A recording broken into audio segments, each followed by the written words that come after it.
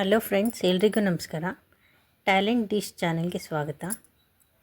Friends, ಇವತ್ತು ನಾನು ಎಲೆಕೋಸಿನಲ್ಲಿ ಸಿಂಪಲ್ಲಾಗಿ ಬೋಂಡ ಹೆಂಗೆ ಮಾಡೋದು ಅಂತ ನಿಮಗೆ ತೋರಿಸ್ಕೊಡ್ತಾ ಇದ್ದೀನಿ. ಇದು ತುಂಬ ಇಂಗ್ರೀಡಿಯೆಂಟ್ಸ್ ಎಲ್ಲ ತುಂಬ ಕಡಿಮೆ ಇದೆ, ತುಂಬ ಟೇಸ್ಟಿಯಾಗಿರುತ್ತೆ. ಫ್ರೆಂಡ್ಸ್, ಎಲೆಕೋಸು 2 ಬೌಲಷ್ಟು ಇದೆ. ಈರುಳ್ಳಿ 1 ಸಾಕು, ಹಸಿಮೆಣಸಿನಕಾಯಿ ಒಂದು 4-5, ಕೊತ್ತಂಬರಿ ಸೊಪ್ಪು ಸ್ವಲ್ಪ. ಇಷ್ಟನ್ನು ಸಣ್ಣ ಸಣ್ಣದಾಗಿ ಹೆಚ್ಕೊಂಡು ತೆಗೆದಿಟ್ಕೊಳ್ಳಿ. ಮೊದಲು ಕೋಸನ್ನ ಹೆಚ್ಚಾದ ಮೇಲೆ ತೊಳ್ಕೊಬೇಕು. ಕ್ಲೀನಾಗಿ ಸಣ್ಣ ಸಣ್ಣಗೆ ಹೆಚ್ಕೊಂಡು ಆಮೇಲೆ ತೊಳೆದಿಟ್ಕೊಳ್ಳಿ.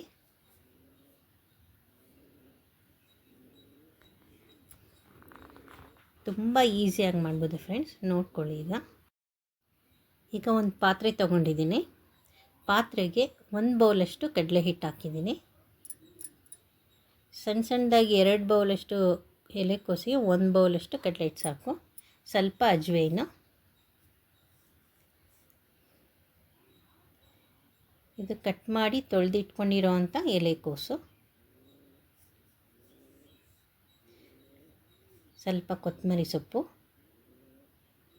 ಒಂದು ಸ್ವಲ್ಪ ಹಸಿಮೆಣಸಿನ್ಕಾಯಿ ಮತ್ತು ಈರುಳ್ಳಿ, ಇಷ್ಟನ್ನು ಸಣ್ಣ ಸಣ್ಣದಾಗಿ ಹೆಚ್ಚಿಬಿಟ್ಟು ಹಾಕ್ಕೊಂಡಿದ್ದೀನಿ. ರುಚಿಗೆ ಎಷ್ಟು ಬೇಕಾಗುತ್ತೆ ಅಷ್ಟು ಉಪ್ಪು,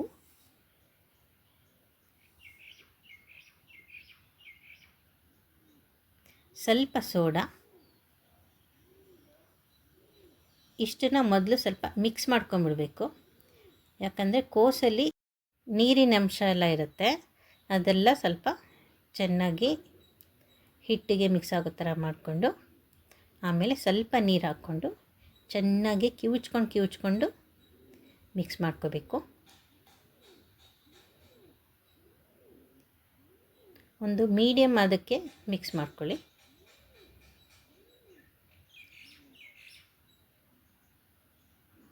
ಅದು ಮಿಕ್ಸ್ ಮಾಡ್ತಾ ಸಾಫ್ಟ್ ಆಗುತ್ತೆ.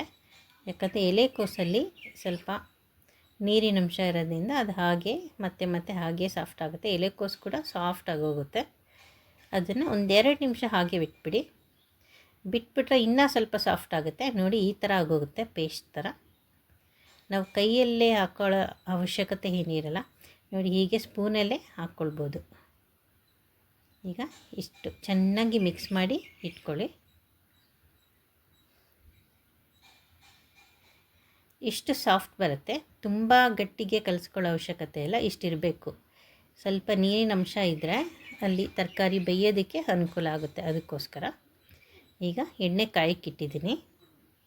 ನೋಡಿ, ಸ್ಪೂನಲ್ಲಿ ಹಿಂಗೆ ತೆಗೆದು ಹಾಕ್ಕೊಳ್ಳಿ, ಸಾಕು.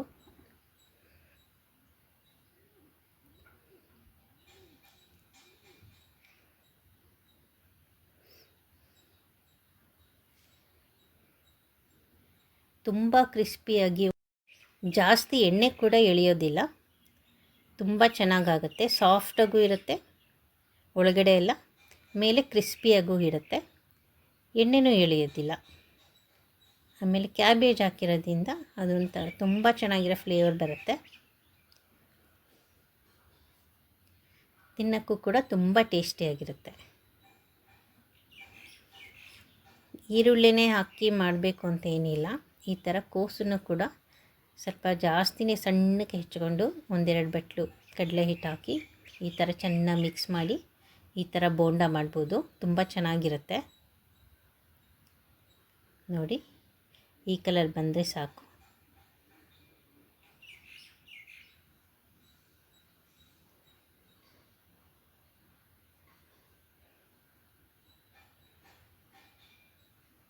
ಇಂಗ್ರೀಡಿಯೆಂಟ್ಸ್ ಕೂಡ ಏನು ಜಾಸ್ತಿ ಇಲ್ಲ, ತುಂಬ ಟೇಸ್ಟಿಯಾಗೂ ಇರುತ್ತೆ. ಇದನ್ನು ಮನೇಲಿ ಟ್ರೈ ಮಾಡಿ ನೋಡಿ, ತುಂಬ ಚೆನ್ನಾಗಿರುತ್ತೆ. ಮತ್ತೆ ಮಾಡ್ತಾಯಿರ್ತೀರ, ಕೋಸು ನೋಡಿದಾಗೆಲ್ಲ ಮಾಡ್ತೀರ. ಅವಾಗ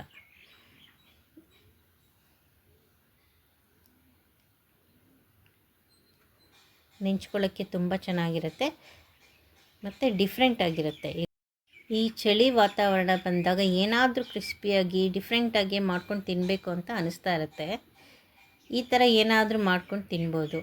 ಮನೆಯಲ್ಲಿ ತರಕಾರಿ ಇದ್ದರೆ, ಯಾವ ತರಕಾರಿ ಆದರೂ ಪರವಾಗಿಲ್ಲ, ಸಣ್ಣಕ್ಕೆ ಹೆಚ್ಚಿಬಿಟ್ಟು ಈ ಥರ ಕಡಲೆ ಹಿಟ್ಟು, ಸ್ವಲ್ಪ ಟೇಸ್ಟಿಗೆ ಅಂತ ಒಂದು ಈರುಳ್ಳಿ, ಹಸಿಮೆಣಸಿನ್ಕಾಯಿ, ಕೊತ್ತಂಬರಿ ಸೊಪ್ಪು, ಸ್ವಲ್ಪ ಅಜ್ವೈನು ಮತ್ತು ಸಾಲ್ಟು ಇದೆಲ್ಲ ಹಾಕಿ ಈ ಥರ ಮಾಡಿದ ಬೋಂಡ ತುಂಬ ಚೆನ್ನಾಗಾಗುತ್ತೆ ಫ್ರೆಂಡ್ಸ್. ಎಲ್ಲರೂ ಮಾಡಿ ಮನೆಯಲ್ಲಿ ನೋಡಿ, ಕೈಗೆ ಒಂಚೂರು ಅಂಟಿಲ್ಲ, ತುಂಬ ಟೇಸ್ಟಿಯಾಗೂ ಇರುತ್ತೆ.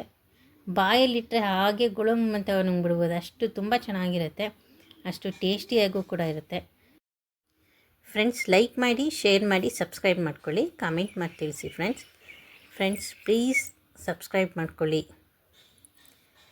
Thank you friends.